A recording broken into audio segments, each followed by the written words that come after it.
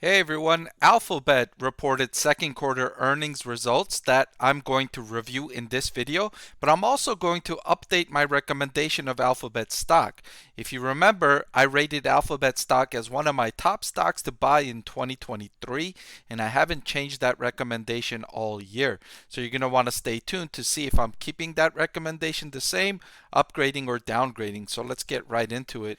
Starting with total revenue, which increased by 7% to 74.6 billion. This was a big improvement from the first quarter for Alphabet. Remember, in the first quarter of 2023, overall ad revenue worldwide was down. Overall ad spending was down nearly 7% or 8% in the first quarter of the year. So in the second quarter, marketers spent more money and it showed in Alphabet's results. Earnings per share of $1.44 was up from $1.21 in the second quarter last year. That's a combination of growing revenue and cost cuts that Alphabet implemented, which I'll talk more about a little bit later. Google's advertising revenue, I mentioned earlier, increased to 58.1 billion.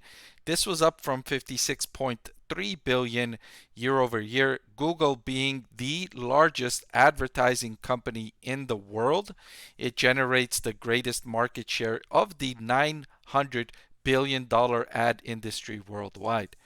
Google Cloud revenue increased from 6.3 billion to 8 billion. Google Cloud segment growth has been phenomenal for Alphabet.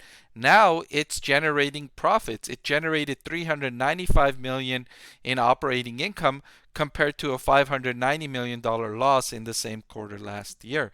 So the segment has grown to a scale where it can now generate hundreds of millions in profits for Alphabet.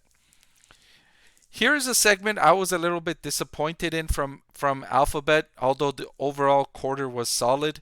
Total employee count was 181,798.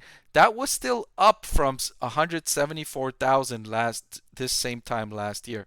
That's even after accounting for all of their planned layoffs, which are in the rearview mirror now. As of June 30th, all the people that they plan to lay off, the company said they have been laid off.